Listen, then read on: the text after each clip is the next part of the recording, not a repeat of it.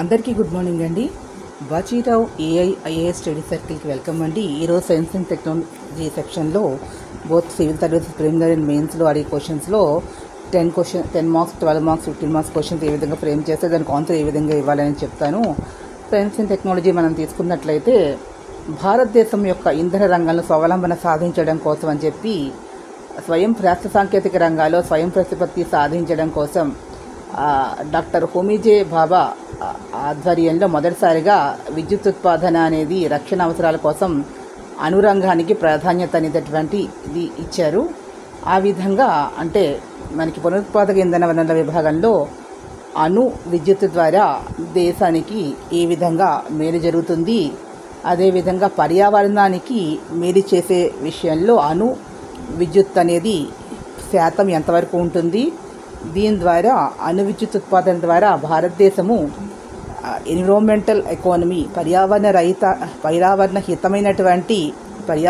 హిత ఆర్థిక వ్యవస్థగా ఎదగడానికి ఎంతవరకు అవకాశం ఉంది, అదేవిధంగా ఉపాధి అవకాశాలు విషయంలో ఏ విధంగా మనకి ఈ విద్యుత్ ఉత్పత్తి వల్ల అంటే దీనికి సంబంధించిన పరిశ్రమలను ప్రారంభించడం వల్ల యువతకు ఉపాధితో పాటుగా పరిశ్రమలు అనేవి ఎక్కువగా ఏర్పాటు చేసే అవకాశం కూడా ఉంటుంది. కాబట్టి దీని మీద క్వశ్చన్ కనుక ఫ్రేమ్ చేసినట్లయితే దీనివల్ల ఎంత మేలు జరుగుతుంది, ఇంకా ఏ విధంగా వృద్ధి సాధించాలి అనేటటువంటిది ఈ అణు విద్యుత్ ఉత్పత్తి ఈ మిసైల్ టెక్నాలజీకి సంబంధించిన విషయాలలో మనం ఏ ఆర్టిఫిషియల్ ఇంటెలిజెన్స్ వచ్చేటట్టు క్వాంటమ్ కంప్యూటింగ్ టెక్నాలజీస్తో ఏ విధంగా ప్రభావం చూపిస్తాయి అనేటటువంటిది కూడా మనం ఇలా క్వశ్చన్ ఫ్రేమ్ చేస్తే ఆన్సర్ ఎలా ఇవ్వాలి అంటే కరెంట్ అఫైర్స్ సంబంధించిన సెక్షన్లో ఇలాంటివి అడగచ్చు.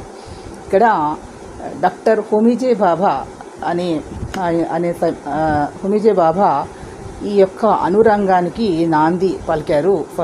మొదటిసారిగా 1975వ సంవత్సరంలో Tata institute of fundamental research సంస్థలో భౌతిక శాస్త్రంలో కాస్మిక్ రేస్ మీద పరిశోధన చేశారు.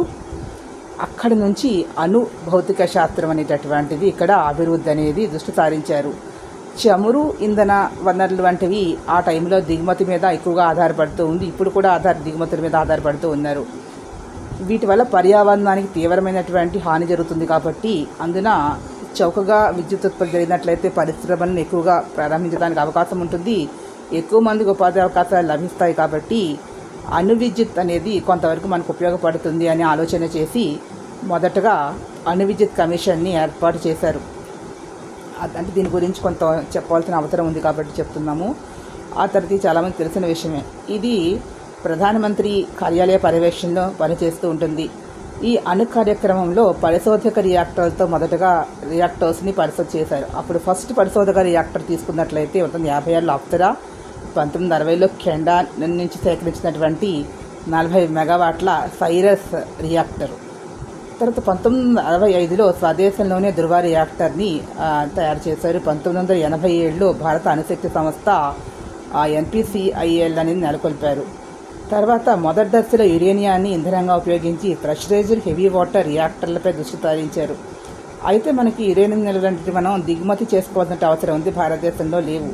యురేనియం నుంచి ప్లూటోనియంను, థోరియం నుంచి యురేనియం ఉత్పత్తి చేస్తే అంటే యురేనియం నుంచి ప్లూటోనియంను ఉత్పత్తి చేయవచ్చు, థోరియం నుంచి యురేనియం 233ని ఉత్పత్తి చేస్తే ఫాస్ఫేట్ రియాక్టర్లకు ప్రాధాన్యం ఇస్తూ వచ్చారు. అలా వచ్చిన తర్వాత దాని మీద ఆధారపడి అడ్వాన్స్డ్ రియాక్టర్స్ని ఇప్పుడు భారతదేశం దృష్టి సాధించింది.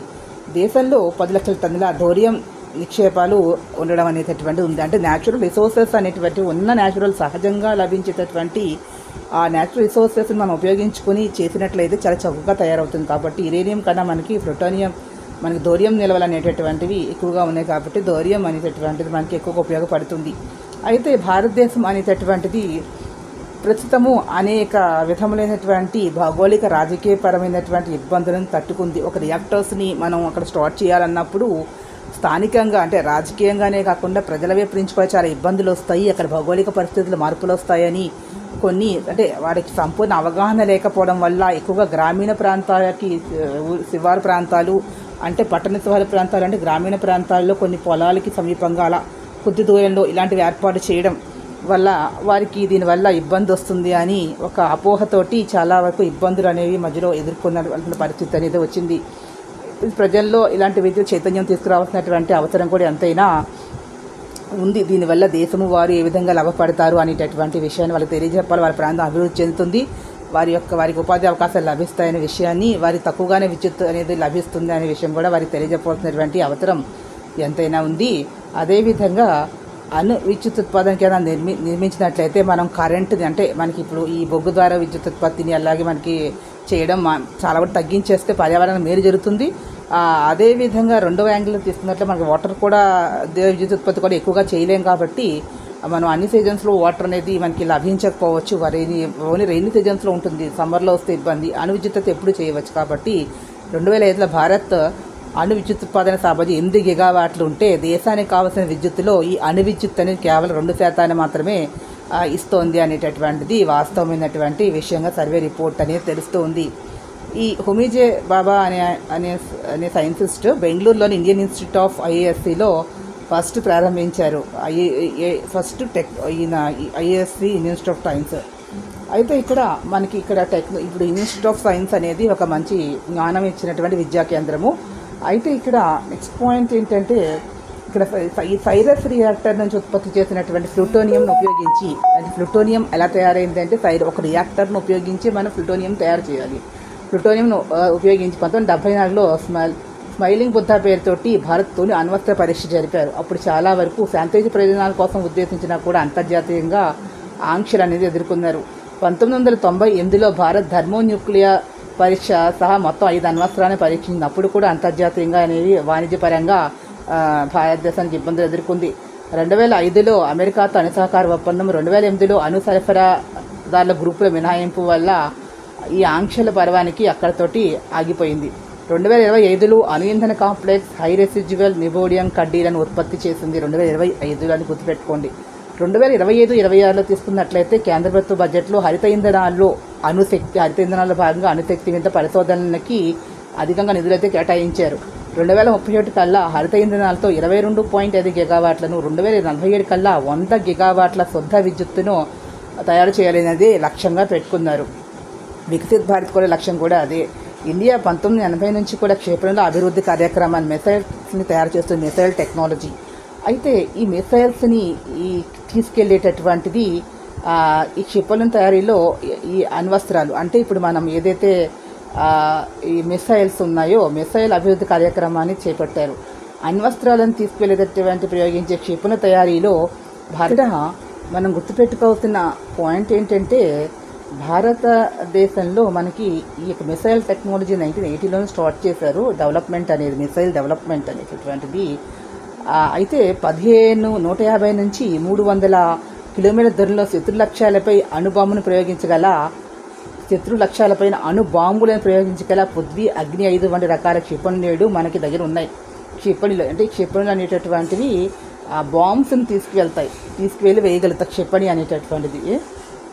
అయితే ఈ క్షిపణులు అనేటువంటి ఒక శాటిలైట్ లాంచింగ్ వెహికల్ మాదిరిగానే, శాటిలైట్ అనేది ఒక లాంచింగ్ వెహికల్ ద్వారా ఎట్లా వెళ్తుందో ఈ మిసైల్ అనేది ఒక వన్ టైప్ ఆఫ్ వెహికల్గా ఉండి ఇది బాంబ్స్ని, అదేవిధంగా ఈ రియాక్టర్స్ని కూడా మిసైల్ అనేది తీసుకెళ్తుంది ఒక ప్లేస్ నుంచి ఇంకో ప్లేస్కి. అయితే ఈ క్షిపణి అనేది 2016లో అరిహంత్, 2024లో హరిగాత్ జలాంతర్గాములు అణ్వస్త్ర ప్రయోగ సామర్థ్యము ఉన్నది. అంటే జలాంతర్గాముల నుంచి కూడా మనం అణ్వస్త్రాలను మనం ప్రయోగించగలిగే కెపాసిటీ అనేది ఉంది. మిసైల్స్ని మనం ప్రయోగించవచ్చు అనేది ఎక్కడ దేని నుంచి అంటే ఈ నౌకల నుంచి కూడా, జలాంతర్గాములు సబ్మెరైన్స్ నుంచి కూడా మనం మిసైల్స్ని మిసైల్స్ మనం చేయగలం. అయితే ఈ అరిభయంకర అనేది భారతదేశానికి గొప్ప రక్షణ కవచం వంటివి అనేది. అయితే ఇక్కడ అదొక రకంగా టెక్నాలజీ, మిసైల్ టెక్నాలజీ. ఇక్కడ విద్యుత్ ఉత్పత్తి అంటే రియాక్టర్స్ని, వాతావరణ మార్పుల కారణం కార్బన్ డైఆక్సైడ్, కార్బన్ మోనాక్సైడ్, అవి మనం ఏంటి శిలాజంధన ద్వారా మనకి నిత్యం మనం ఉత్పత్తి చేస్తూ ఉన్నాం. వాటి నుంచి ఉపయోగించుకొని మన ఫ్యాక్టరీస్ అన్నీ కూడా ఆల్రెడీ మన ఇండస్ట్రీస్లో కూడా చాలా పరిశ్రమలు కూడా చాలా విషవాయువులు వదులుతూ ఉన్నాయి. సో ఇవి కూడా విపరీతంగా కార్బన్ డైఆక్సైడ్, మోనాక్సైడ్ని వదిలేస్తున్నాయి. కాబట్టి మనం ఈ కార్బన్ క్రెడిట్ కార్డ్స్ అని చెప్పి వాడమని చెప్పి, ఈ కార్బన్ క్రెడిట్ కార్డ్స్కి సంబంధించిన సిస్టమ్ అనేది కూడా మనకి అంతర్జాతీయంగా పర్యావరణానికి సంబంధించి, వాతావరణ మార్పులకు సంబంధించినటువంటి సమావేశాల్లో కూడా దీని గురించిన విషయం మీద అందరూ మాట్లాడుతూ ఉన్నారు. వారి క్రెడిట్ కార్డ్స్ గెయిన్ చేసినటువంటి కంపెనీస్ వాటిని అమ్ముకునే దానికి కూడా అవకాశం అయితే ఉంది. అలాంటి వాటికి అవి మళ్ళీ ఆదాయ వనరుగా మారి మళ్ళీ పర్యావరణాన్ని మేలు చేసేటటువంటి పరిశ్రమలు అంటే విద్యుత్ ఉత్పత్తి చేసే వాటికి పెట్టుబడిగా పెట్టేదానికి కానీ అవకాశం కూడా ఇచ్చారు. అది సపరేట్ సబ్జెక్ట్. సో అది కూడా ఇక్కడ పాయింట్ కోట్ చేయవచ్చు. అయితే ఇక్కడ హరిత ఇంధనాల వల్ల చిన్న మాడ్యులర్ రియాక్టర్లు అనేటటువంటిది కాన్సెప్ట్. చిన్న మాడ్యులర్స్, ఈ చిన్న మాడ్యులర్ రియాక్టర్స్లో 300 మెగావాట్ల లోపు ఉత్పాదక సామర్థ్యం కలిగినటువంటి SMRలను మారుమూల ప్రాంతాలకు తీసుకెళ్లి అక్కడే పరిశ్రమలను నెలకొల్పేదానికి అవకాశం ఉంటుంది. ఈ స్మాల్ మాడ్యులర్ రియాక్టర్స్ అంటే దీని 300 మెగావాట్స్ లోపు ఇవి ఉత్పాదక సామర్థ్యం ఉన్నటువంటి వాటిని ఇప్పుడు అభివృద్ధి చేయాలి అనేది. ఎందుకంటే దాన్ని తీసుకెళ్ళడం అనేది చాలా ఈజీగా ఉంటుంది. ఎక్కడ ఇంటీరియర్ రిమోట్ ఏరియాస్ కూడా తీసుకెళ్ళి అక్కడే పరిశ్రమలను ఏర్పాటు చేయవచ్చు. అంటే తక్కువ సమయంలోనే మనకి తక్కువ ఖర్చుతోటే మనం సేఫ్టీగా మనం విద్యుత్ ఉత్పాదన చేయవచ్చు. దీని సామర్థ్యం కూడా ఎఫిషియన్సీ ఈజ్ వెరీ గుడ్. అంటే మనకి ఈ తక్కువ అమౌంట్ ఖర్చు పెట్టచ్చు, తక్కువ సమయంలో తక్కువ టైంలోనే తక్కువ ఖర్చుతోటి మోర్ ఎఫిషియెంట్గా బాగా పనిచేస్తాయి అని చెప్తున్నారు. అంటే ఇక్కడ ఫర్ ఎగ్జాంపుల్ తీసుకున్నట్లయితే మనకి సీ వాటర్ ఉంటుంది. సముద్రపు నీరు త్రాగునీరు తయారు చేసే కర్మాగారాలు ఆల్రెడీ ఉన్నాయి కొన్ని. అయితే తయారు చేయడం కర్మాగారాలు నడపాలంటే SMR విద్యుత్తును మనం ఈ ద్వారా ఈ రకమైన రియాక్టర్ ద్వారా మన నుంచి తయారైనటువంటి ఏదైతే విద్యుత్ ఉంటుందో మనం ఆ విద్యుత్తుని మనం వీటికి ఇలాంటి వాటర్ని అంటే సీ వాటర్ నుంచి గుడ్ వాటర్ అనేది మనకి స్వీట్ వాటర్ కన్వర్షన్ ప్లాంట్స్కి కానీ ఎలక్ట్రిసిటీ కావాలి కాబట్టి మనం ఈ విద్యుత్ మన అణు విద్యుత్తుని ఇవ్వచ్చు ఈ స్మాల్ రియాక్టర్స్ ద్వారా అనేటటువంటిది ఇక్కడ చిన్న మాడ్యులర్ రియాక్టర్స్ ద్వారా.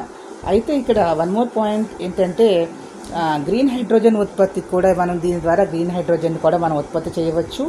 అదేవిధంగా పరిశ్రమలు కూడా ప్రతి ఇండస్ట్రీ కూడా సొంతంగానే విద్యుత్ ఉత్పత్తిని దీని ద్వారా తయారు చేసుకునేటటువంటి అవకాశం అయితే ఉంటుంది. ఈ SMRల కోసం అని చెప్పి 2024-25 కేంద్ర బడ్జెట్లో చిన్న రియాక్టర్ల పేరుతో SMRలకు చిన్న రియాక్టర్స్ డెవలప్మెంట్ కోసం అని చెప్పి అనుమతులు అయితే మంజూరు చేశారు. అయితే దానికి సంబంధించి 20,000 కోట్లు కూడా బడ్జెట్లో కేటాయించారు. 2033 కల్లా SMRలను తయారు చేయాలని చెప్పి భారత్ అనేది లక్ష్యంగా పెట్టుకుని 33 తయారు చేయాలి అని. బాబా అణు పరిశోధన సంస్థ బార్క్ మొన్న 2025 ఆగస్టులోనే ఈ స్మాల్ మాడ్యులర్ రియాక్టర్స్ డిజైన్ అనేటటువంటి దాన్ని డెవలప్ చేసింది. ఈ అణుశక్తి ఉత్పాదనకు కావాల్సిన యురేనియం కోసం మనం విదేశాల మీద ఆధారపడవలసినటువంటి అవసరం ప్రస్తుతానికైతే ఉంది. కాబట్టి దీన్ని మనం అధిగమించవలసినటువంటి అవసరం ఉంది. నెక్స్ట్ ఏంటంటే ఈ అణు విద్యుత్ కేంద్రంలో ప్రజల్లో అంతకుముందు చెప్పినట్టుగా అపోహలు తొలగించవలసినటువంటి అవసరం అయితే ఉంది.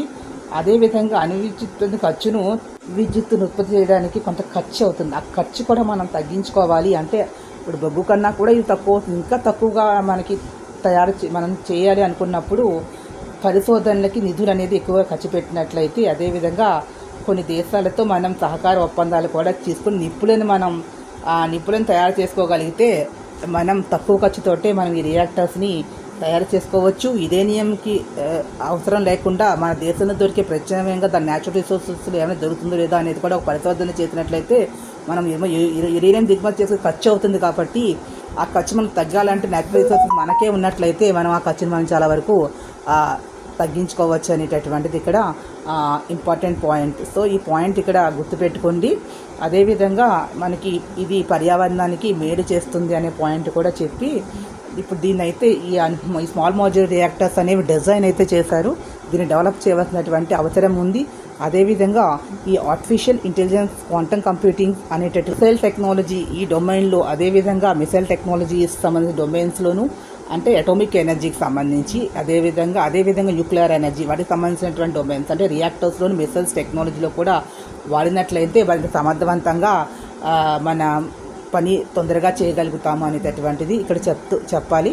అదేవిధంగా exchange of technology is very important అనేది కూడా పాయింట్ చెప్తూ ప్రజల అపోహలను తొలగించుకుని ఏదైనా సరే కొత్తగా మనకి పర్యావరణాన్ని మేలు చేసే తక్కువ ఖర్చుతోటి అందరికి ఉపాధి అవకాశాలు కలిగించే మనకి లభించే న్యాచురల్ రిసోర్సెస్ తోటి తయారు చేసినటువంటి వాటిని ఏర్పాటు చేసుకోవడం అవసరం ఎంతైనా ఉందని చెప్పారు. సో ఈ వీడియో మీకు నచ్చినట్లయితే ప్లీజ్ సబ్స్క్రైబ్ మై ఛానల్.